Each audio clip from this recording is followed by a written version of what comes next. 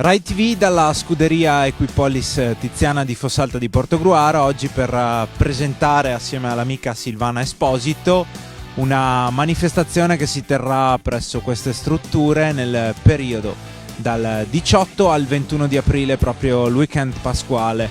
Ormai un tradizionale appuntamento per la scuderia Equipolis Tiziana con il volteggio internazionale. Beh, Silvana, tu sei un tecnico di volteggio, quindi qualche parola su questo concorso internazionale. Beh, possiamo dire che questo concorso internazionale ormai è un habitué per tutti i volteggiatori di grosso calibro a livello europeo e mondiale. Quest'anno avremo l'onore di avere anche un giudice dall'America, la prima volta in tutta Europa che viene a giudicare un concorso del genere. Siamo uno dei più grossi CVI che l'Europa organizza.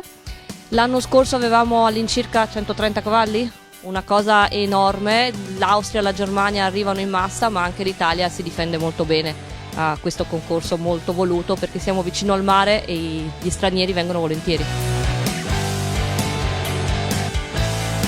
Un grossissimo concorso internazionale, forse il più grande d'Europa e fino all'anno scorso l'unico in Italia. Quindi vi aspettiamo alla scuderia Equipolis Tiziana per questo meraviglioso spettacolo del volteggio.